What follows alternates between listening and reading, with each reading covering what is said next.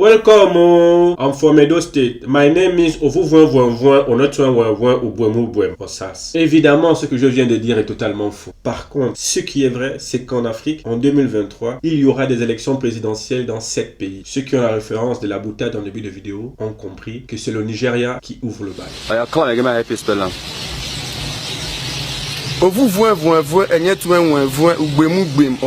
Jesus.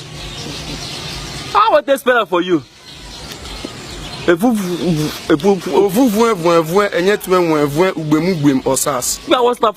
effet, le 25 février 2023, 93 millions de Nigérians sont appelés aux urnes.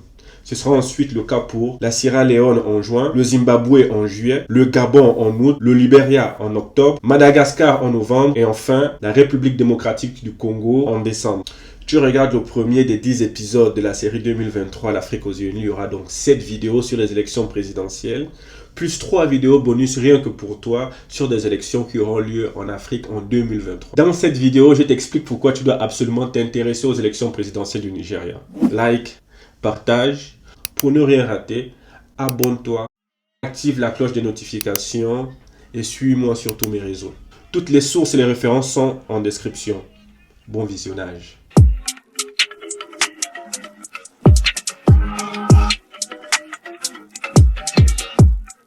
Commençons par les présentations avec l'histoire accélérée du Nigeria. Le pays a toujours été une zone habitée. La première grande civilisation sur ce territoire était la culture Nok. Leur règne va de l'année 1500 avant notre ère jusqu'à 500 ans après notre ère. Entre les années 1100 et 1350, la civilisation du groupe ethnique des Yoruba règne à Ifé. C'est d'ailleurs leur dernier prince qui va créer le royaume Oyo, qui règne de l'année 1300 à 1887. Presque en même temps, dans le sud-ouest du pays, le groupe ethnique Edo forme le royaume Bénin. Ce royaume n'a absolument rien à voir avec le pays du même nom avec lequel le Nigeria partage actuellement la même frontière. Cette civilisation majeure a régné de l'année 1180 à 1897. À l'est du royaume Bénin, le groupe ethnique Igbo a vu sa civilisation prospérer dans l'actuelle ville de Nri entre 940 et 1911. La dernière grande civilisation avant l'arrivée des Européens, c'est le royaume Hausa qui règne au nord du pays de 1400 à 1800. Les explorateurs portugais arrivent au XVe siècle. Presque aussitôt, ils commencent le commerce des esclaves. Le 25 mars 1807, la Grande-Bretagne abolit l'esclavage. Elle envoie sa flotte en Afrique de l'Ouest, officiellement pour supprimer et prévenir le commerce des esclaves, mais ceci facilite plutôt ses ambitions impériales. Les Britanniques changent de force le dirigeant de la ville de Lagos. Ils le remplacent par un chef qui finira par leur céder la ville 10 ans plus tard. La Grande-Bretagne va même jusqu'à soumettre le califat de Sokoto, né du royaume Hausa. C'est ainsi que petit à petit, ils intègrent le pays dans leur empire. De 1879 à 1900, les Britanniques installent la Royal Niger Company pour administrer la région. En 1914, ils fusionnent plusieurs protectorats. Frédéric Lugard devient le premier gouverneur général de ce nouvel ensemble qui prend le nom de Nigeria. Ce nom viendrait d'une expression touareg qui signifie eau qui coule. Mais Burna Boy a une autre théorie à ce propos et je suis plutôt d'accord avec lui. Since the term was area, do you understand? That's what my country is called. Crazy. My country is called area. That's crazy. I didn't know that. That's what Nigeria means. Whoa. Yeah, it means it's the largest area of. Le 1er octobre 1960, la République fédérale du Nigeria obtient son indépendance de l'Empire britannique. 7 ans après, la région Biafra fait sécession, ce qui déclenche une guerre civile de 3 ans. Le Gabon est l'un des seuls pays du continent qui reconnaît la République du Biafra. Pourquoi avons-nous reconnu le Biafra? C'est d'abord dans un but purement humanitaire. Et ensuite, parce que nous savons, n'en déplaise à ceux qui ne veulent pas le croire, que la fédération nigériane était une fédération fictive, parce qu'elle ne reflétait sur aucune base. Il faut dire qu'il sert de base arrière à la France qui est impliquée dans cette guerre. La France ne réussira tout de même pas à affaiblir le Nigeria. La sécession échoue et le pays reste uni.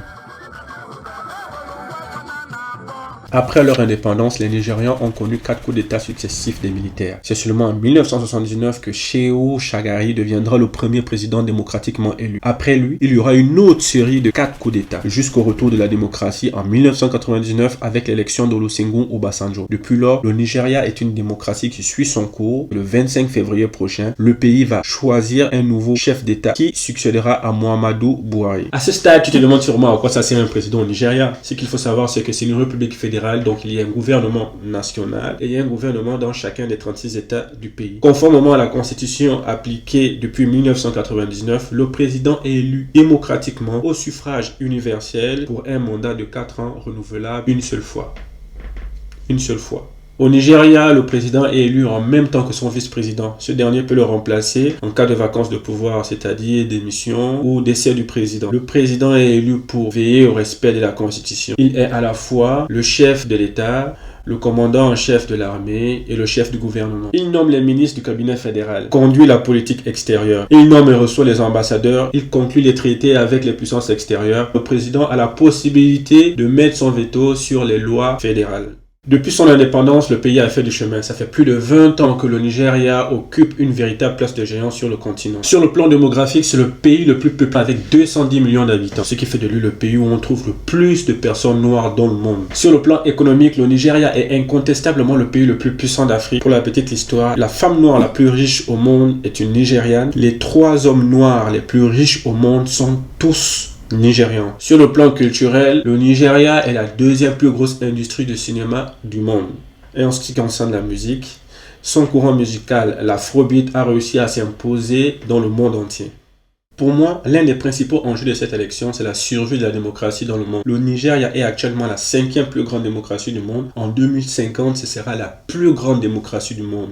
Le résultat de ces élections aura un impact flagrant sur la survie des démocraties. La sécurité, c'est l'autre enjeu majeur de cette élection. Mis à part la lutte contre le groupe terroriste Boko Haram, le Nigeria fait face également à une crise d'enlèvement contre rançon. Le chômage et la pauvreté sont les autres enjeux majeurs de cette élection présidentielle. Le pays dénombre plus de 133 millions de pauvres multidimensionnels, 70 millions de chômeurs, dont près de la moitié sont les jeunes. Heureusement, ces chiffres n'ont pas un impact négatif sur l'implication des jeunes à ces élections présidentielles. Près de la moitié des personnes inscrites sur les listes électorales pour cette élection ont moins de 34 ans.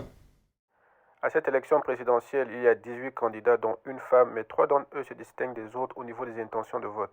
On commence par Bola Ahmed Tinubu, alias le faiseur de roi, 70 ans, ancien gouverneur de Lagos. C'est le candidat du parti progressiste, le parti actuellement au pouvoir. Ses priorités sont la sécurité, la relance économique pour lutter contre le chômage et l'inflation.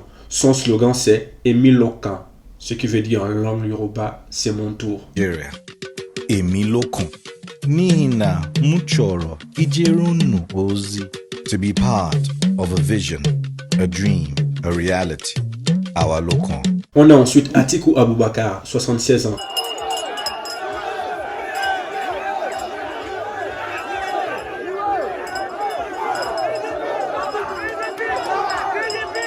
Ancien vice-président, c'est sa 6e tentative pour devenir président du Nigeria. Il se présente aux couleurs du Parti démocratique populaire, le principal parti d'opposition, anciennement parti au pouvoir. Il compte déclarer l'urgence nationale dans les secteurs de l'énergie, la sécurité, l'éducation, la santé publique et l'agriculture. Enfin, on a Peter Obi, 61 ans. I'm not desperate to be president. Not am I desperate to be anything. I'm desperate to see Nigeria work, especially for the youths of this country. Not about winning or losing. I would rather lose doing the right thing than win doing the wrong thing. My politics have been consistent in character and integrity throughout the time I started. I can go and check. Ancien gouverneur de l'État d'Anambra, ancien membre du Parti démocratique populaire. Aujourd'hui, c'est le candidat du Parti travailliste. C'est clairement le grand favori de cette élection présidentielle. Il bénéficie d'un grand soutien sur les réseaux sociaux. Il porte le programme de son parti politique, l'autonomisation économique de tout le Nigeria, le plein emploi et enfin le respect des institutions traditionnelles.